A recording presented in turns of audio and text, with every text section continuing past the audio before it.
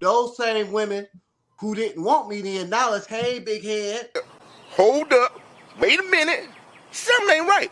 Because now they got an ex-husband and a kid. Now they in the same boat. So now, oh, okay. So that's what I'm saying is that you ladies try to say, well, I don't want that. But then, just like Kevin Samuels said, well, then buy a dog and die alone. And if that's fine with you, then that's fine. But don't sit up here and say it's the men's fault. It's not the men's fault. It is. No, it's not, because you don't want to get on their page. I want him. What I want him to do is level himself up. If more black, we're not talking about those guys. Hold up. If there were more black men that were actually increasing their wealth and making themselves better, we would have more to choose from. But I'm just saying that even if it was more men, they still want the same thing. That's fine. And they would get it. That's fine. Hold on, let me circle back to this. Once he realizes that same thing at 24 is not interested in him, she's interested in his money, he'll be back. What difference do it make? Men don't care. We don't care. Let me tell you, we don't care. Hold on. You interested in the money. You were saying hold on. You're interested in the money. So at least I get a 24-year-old. But I'm not. Hold on. That's where you're wrong. That's where you're wrong. I'm not. Hold on. What you mean you're not? You just said it. If they leveled up and made more money, so what are you talking about? I'm not interested in a dude to take care of me. I'm interested in someone who can bring the same to the relationship. Oh, this is the thing. So I think this is the thing, right? Because I heard this earlier. I'm not about to let this go. We too stuck on this money. Yeah, like I said, we too stuck on this money. Like I said, I heard what you said, Nadia, and I said, I've heard that before. And I said, I think that is a part of the problem. Yeah, we putting too much value around this money. That is not hold on. That is not what makes you attractive to a man. It's not. And that's also not a contributing factor if a man determines if you wifey or not. Because see, this would be my question. We talk about these guys making all this money and making this 100,000 and all this. I know we set this baseline at this 100,000, right? Yeah, we set the baseline at a level that a lot of people ain't nowhere near. So that's funny how we did that. But we set the baseline at 100,000. Then essentially we'll have a young lady that makes, let's just say she makes 100,000. So now that automatically means whatever dude comes her way, he got to be making that or more. And then if he's not, then we'll make the statement say he needs to level up. And it's like, how does that make sense? So my question to that is now we have a situation where a lady is valuing herself off of her income. But what about everything else about that woman? Yeah, is she a nurturer? Has she worked and addressed her trauma? Does she have any kids? Does she got any baby daddies? Does she got a nice personality? What about all of that stuff? Yeah, I said a lot of these dudes, they can care less about your paycheck. What about all that other stuff that determines if you're going to end up being wifey or not? What about your youthfulness? What about if you in shape or not? If you take care of yourself? Like, what happened to all of that? Like, when do we get to the point where ladies only want to look at some money? And I think that's part of the problem. I think that's the disconnect, because that's not on the list for these type of men that y'all say y'all want. I'm just keeping it honest.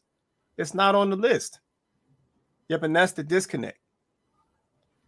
So I think, go ahead. We live in a capitalist society, do we not? Okay. Can we agree to that? Okay. Sure. You have to earn money in order to live. Is that correct? Okay. Okay.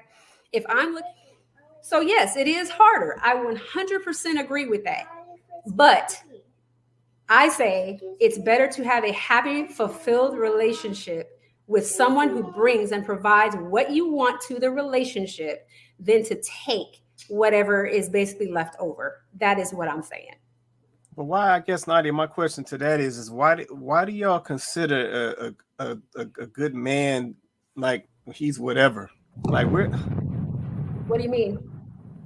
Like, so you said just you're not gonna just take whatever. It's like, so that's literally, go ahead. Because whatever doesn't have to be a good man. That's not a good man. That's not a good one. So say if he's a Yeah, teacher, If teachers he's a don't make teacher? that much money, and he's Mhm. educated. He went to college. He ain't no dummy. But what the max is what 80 or 90. So Mhm. say he makes 60, and he's a teacher. He loves to teach. He loves kids, but he's just not gonna make any money. Would you accept him I would. at 60 I for a would. lifetime? Not you gonna marry him and y'all gonna push each other to start a business and all that. So 60 ain't that big of a difference from 42.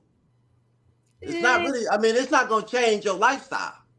It's not going to 20,000 change. don't It's not change going your to change my lifestyle. lifestyle. But 60 more than likely has the ability to make more I didn't say that. No, 60. That's what I didn't say. He gonna make 60. Period. for the Ain't no rest of more. his life. Ain't no more. Yeah, ain't no more. Okay. 60. Well, That's it. okay. 60. I probably can work with that if he has everything else that's going on. I don't believe you. Can you accept 42? That's not that big of a difference. 42 and 60 is not that big of a 42 is difference. probably going to not be as educated. 42 is not going to be someone that can probably teach me something. If I'm in a relationship, I need to be able to have a conversation with somebody that I can learn from. If I'm dealing with, and I'm sorry for anybody on this call that may feel slighted or anything else, but if I'm sitting and I'm talking to someone, I want to be able to learn something from this person. We are constantly educating and teaching each other. If I'm going on a date with somebody and we can't talk about the stock market, we can't talk about what you're doing and trying to earn money in a different way, I don't, that's not what I need. That's not what I'm looking for. Not at 43. At 25, I might have said yes, but at 43, I'm not. Sorry. But it seemed like Okay, but not. Let me say something. Okay. Let me say something. And I admire your independence, but you don't want to be like, you don't want to get to the point where we're stagnant. You be broke and all you have is money. Ooh. You know what I'm saying? Mm-hmm. Like, yeah, no. Wait, do tell. You don't want to get to your independence is admired from men and women, especially a man of a certain caliber. They will admire your work ethic, your passion, your strong opinion. Some guys like that, okay? But you don't want to go where the only thing that you're leading with is the whole money thing. Because we've only talked about money. Never not one time have you talked. Now you just said something about the stock market, and somebody that make 42 can still talk about the stock market. The stock market conversations aren't gentrified. Okay, they are. That's deep. You can't say what kind of conversation, because it's been the hoodest of the niggas that had taught me some things that I didn't know. You know what I mean? So you don't want to push yourself to where the only thing that you have is the money. You have is money. It sounds very superficial. I understand that. 100%. But if we're talking about and we're trying to increase generational wealth, okay, we have to be able to bring ourselves to the next level. Let me